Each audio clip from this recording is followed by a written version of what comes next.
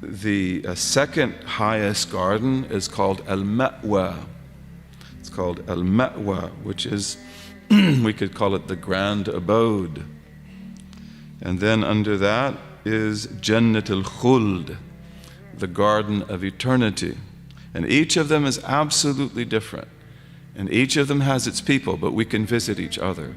So the Prophet ﷺ is in Firdaus. Al-Hassan and Al-Hussein are in Firdaus. Abu Bakr and Umar and Uthman are in Firdaus. May we be there too. But even if we're not, even if we're in the bottom garden, you can still go there. You can visit all of the other ones. You can visit your blessed Prophet. What is that, like 15 minutes? Oh my goodness. And then we have Jannatul Na'im, which is the fourth garden. From the top, the garden of perfect bliss. And then we have Jannatu Aden, the garden of perpetuity. And the garden of Aden, this is the garden of Eden. The word Eden in the Bible is Aden, Aden. It's in Arabic, Aden is Ain Dal Nun, and Aden in the Bible is Ain Dal Nun. But they pronounce it Aden and not Aden. And this is the garden where our father Adam and our mother Eve were before the fall. And then there is the garden Darus Salam. There is the garden of perfect peace. And then the lowest garden, which is infinitely greater than anything in this earth. If you had everything in this earth, all the gold, all the silver, all the health, all the fruit, it's nothing compared to the garden. Absolutely nothing. And this is called Darul Jalal, the house of majesty. And just as in the fire you have darakat, you have these steps of descent, in the garden you have degrees of ascent, darajat. And the people of the garden are white, but not like some of us are called white people. They're white like this. They're white like alabaster or pearl. And they're very beautiful people. And light streams before them. They are people filled with light, and light streams before them. And they're people of the knowledge of God. They are grand, they are noble, they are Adamic. And the greatest thing is the witnessing of God and the hearing of God and the communion with God in paradise.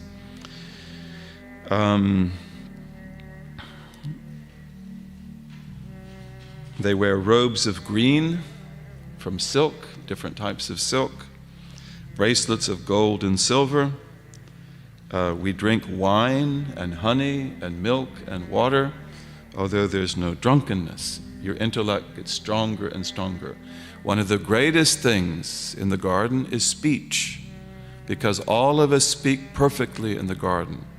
And we don't err when we speak.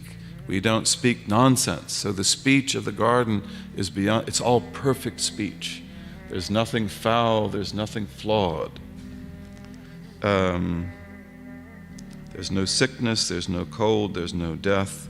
May Allah put us in the garden, bi'ithnillahi ta'ala. Among the other things that we believe in are the jinn and the angels.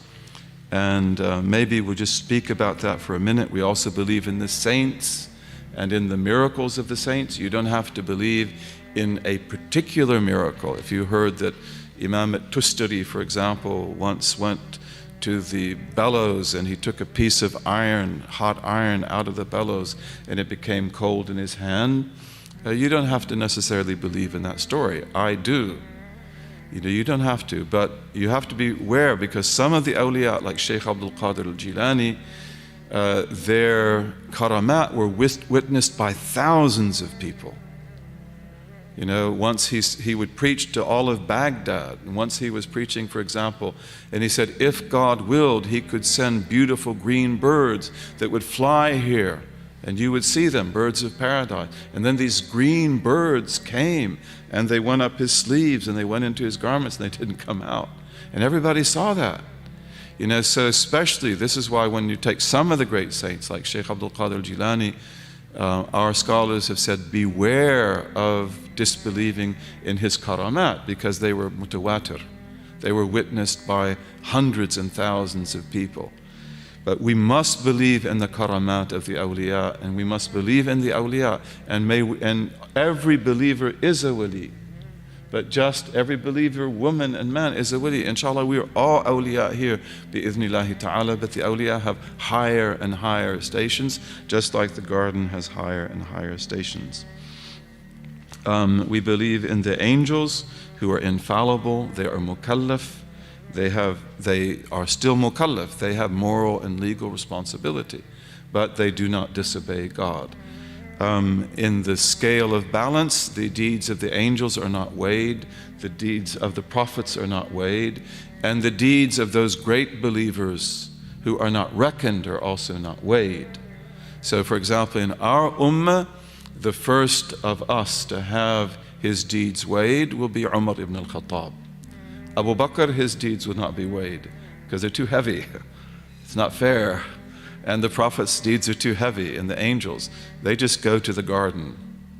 But Umar, he receives his book on the Day of Judgment, and it lights up the whole mawqif. And he has powerful good deeds, and his will be weighed in the scales of light. The angels have no gender. They are not male, they are not female, they're not neuter. They are pure intellect. And there are 10 special angels that we believe in. All of these things are really beautiful to talk about in detail. May we be able to do that sometime. We believe in Jibreel, who is the highest of the angels, Gabriel. He's called an archangel, meaning he's a head angel. Then you have Michael. And you remember his name means what? I am not like God. He's beautiful, but his name means I am not like God. And Israfil, who is the angel of life. He is the one who comes to when the mother is, when the fetus is developing, then he is the one who comes and who writes the provision of the baby and the time allotted to the baby and so forth. And he's also the one who blows the trumpet, the sur, which is a huge trumpet of light, and it has in it billions of notes, and each note is a human soul. He blows the trumpet. Sur and surah are related. The trumpet and human form are related. And he will blow the trumpet on the Day of Judgment, and everything dies. Nothing lives. And the earth then is restructured. All the mountains are removed, the planets, the continents are brought together.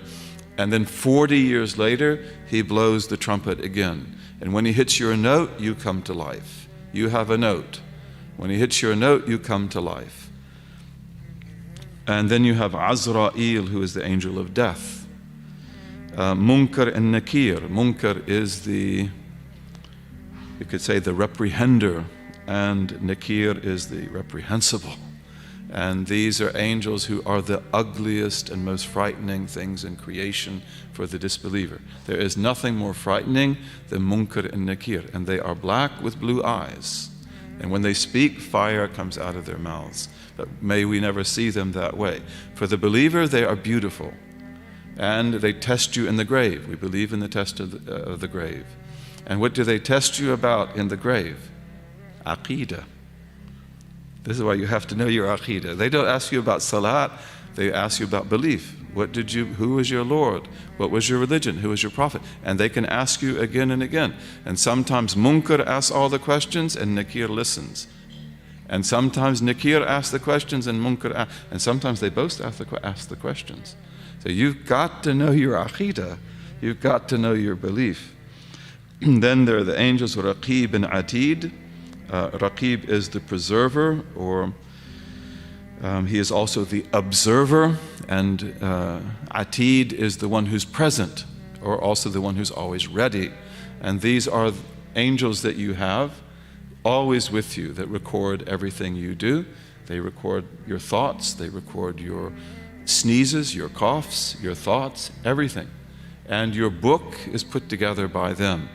And the believer, when he or she dies, the two angels sit at their grave and ask that they be forgiven. Then we believe in Malik, who is the angel of the fire, and he has with him 19 other angels, and Ridwan, who is the angel of paradise.